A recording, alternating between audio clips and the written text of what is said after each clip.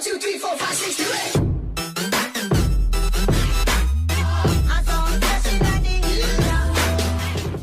Welcome to NHL Quick Hits. I'm David Crosby, joined by Steele Roden, and we start today with Petr Mrazek's return to the Hurricanes net after missing 31 games with a fractured thumb. He showed no signs of rust, shutting out the Dallas Stars in a 1-0 win for Carolina. Incredibly, Mrazek is tied for third place for the league lead in shutouts with 3, despite playing only 6 games. Now, Carolina has a pretty big decision to make here. Alex Nedeljkovic has a .924 save percentage. James Reimer is a solid 14-4-1, but Mrazek is clearly ready to take back the lead role here. So, Steele, should the Hurricanes keep all 3 goalies or look to move one ahead of the deadline?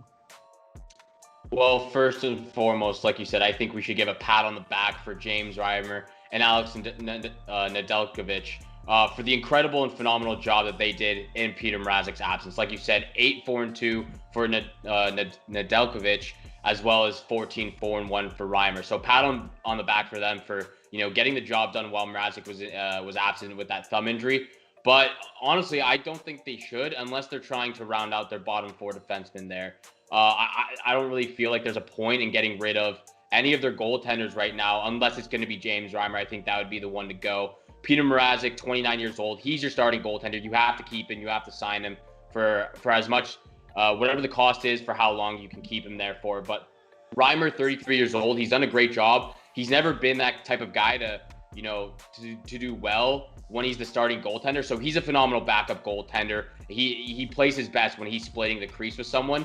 I think if you want to keep him and keep that veteran experience going into the postseason and wait for Nedeljkovic to kind of, grow a little bit more, even though he's been playing really well, I don't think there's a reason to make the move unless you're going for a guy like Mattias Ekholm and you can, round out the bottom 4 of your defenseman pair. Yeah, I totally agree with you. We all saw what happened with Colorado last year when they had to start Michael Hutchison in those few elimination games. One goalie goes down, all of a sudden you're down 2 goalies, and that's pretty much it for your entire season. So I also think Carolina is a good enough team that unless someone is willing to give up a player that helps them right now for James Reimer, you might as well hang on to him to be Nedeljkovic's backup in case Mrazek goes down again. Now, Eric Staal, a former Carolina Hurricane, will make his debut for the Montreal Canadiens Monday night against the Oilers. What kind of impact do you see Staal having on this team? Well, I think he's going to have a tremendous impact. And Eric Stahl's been one of my favorite players since I've been watching hockey and since the beginning of his career. I just loved what he was able to do with the Minnesota Wild. And I think we can all agree that this is Eric Stahl's worst year in his entire career when he was with the Buffalo Sabres for the 32 games so far this season. 10 points in those 32 games. We've never seen this bad of a year for Eric Staal unless you go all the way back to his rookie year where he had 31 points in 81 games. So I think the confidence wasn't there in Eric Staal. There was no chemistry with those players. He, being one of those veteran guys on a relatively young team, you're trying to do as much as possible, but Eric Staal wasn't able to get that with the Buffalo Sabres. And I think going into Montreal, he knows what he's getting there. He knows they're a physical and talented team. Exactly with the acquirements at the beginning of the season of Tyler Toffoli and Josh Anderson. So he's going into an organization which he believes that they can get the job done, especially with the goaltending. The guys on the back end like Jeff Petrie having one of those phenomenal careers as well. So I think with the Montreal Canadiens, he can finally get his confidence back. I think he's an underrated passer. So playing on a line with Jonathan Drouin and Tyler Toffoli, I think is going to do wonders for him and kind of get his confidence back. And I think he's going to hit the ground running in his debut tonight. Well, you can never have enough center depth, that's for sure. But do you think Montreal is done dealing this season? I think they're done, and I just don't really see what kind of player they can go out for. If they do want to go get someone, they have a lot of weapons on their arsenal right now. They have a lot of draft picks, prospects, some depth players that they can send for exactly the same for the Carolina Hurricanes. If they're looking to round out their bottom 4 defense pair, again, like a guy like Mattias Ekholm. So I think they will be done, but if they want him, they can go out and get him. Well, let's move over to the West. The Coyotes extended their lead over the Blues to 3 points for that final playoff spot in the West Division, thanks to Jakob Chychrun's first career hat trick. Arizona's young defenseman capped off the Hattie with the overtime winner for his 12th of the season, giving him a share of the goal-scoring lead among defensemen with Darnell Nurse. I don't think before the season anyone would have pegged them 1-2 in defensive goal scoring, but along with Chychrun, young Coyotes players Connor Garland, Clayton Keller, Nick Schmaltz, and Christian Dvorak, all 25 years of age or younger, are 5 of the team's top 6 scorers, along with Phil Kessel. Now, what do you think the future holds for this core? Is it enough to finally make Arizona a perennial contender, or do they leave you a little bit underwhelmed? I think they have a really bright future, and you and I have talked a lot about these young teams like the Vancouver Canucks, the Arizona Coyotes that have been prospering and going in the right direction.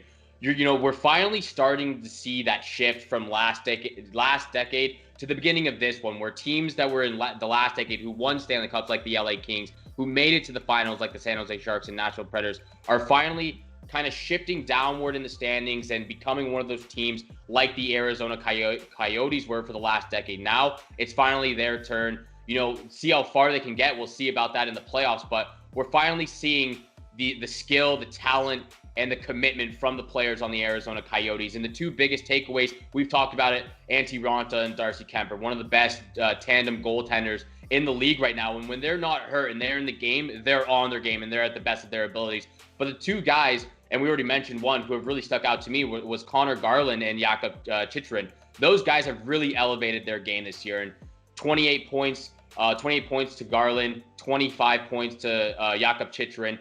Chychrun had 26 points in 63 games last year, 25 in 38 this year so far. So we've already seen the elevation and what these guys can do to step up as well in the defensive end as well as in the offensive end. Like you said, Jakob Chychrun, 12 goals on the season, already tying the most in his entire career for a season length. So I believe this team is going to be really great for the future.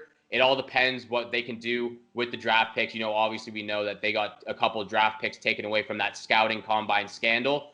So I believe this team is headed in the right direction, and we'll see where they can go from here heading into the postseason if they can clutch up that 4th spot. So you see their future as bright. Let's talk a little bit about the present or the near future. The Blues and the Sharks are lurking 3 points back of the Coyotes, and they each have a game in hand. Let's go back to that crystal ball, because you've been pretty red hot with your predictions this season. Who do you like to grab that 4th spot in the West, and why?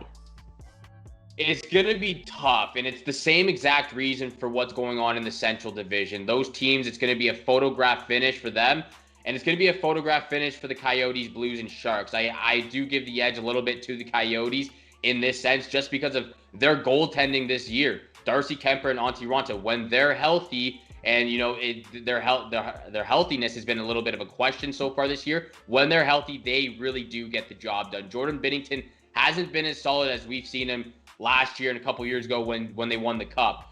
I think it comes down to the Coyotes and Blues, and the Blues beating them out by a couple of points just because of their goaltending, as well as the offense you're getting from the back end and Jakob Chychrun, as well as those young guys up top like Connor Garland, Nick Schmaltz, and Clayton Keller. Yeah, it's so impressive what Arizona's done with Darcy Kemper on the shelf and then Antti Raanta going down. Adin Hill has really held down the fort there and kept them in this playoff race. Like you, I have a feeling the Blues are going to turn it around and put the heat on Arizona down the stretch here. But I'm really rooting for the Coyotes to pull it out and grab a playoff spot. They might not have the most talent, but they're a really hardworking team with a few really solid young players. And I think it could make for a great first playoff series, or a great playoff series in the first round. But that's going to do it for today's episode. On behalf of Steel Roden, I'm David Crosby, and thanks for tuning in to NHL Quick Hits.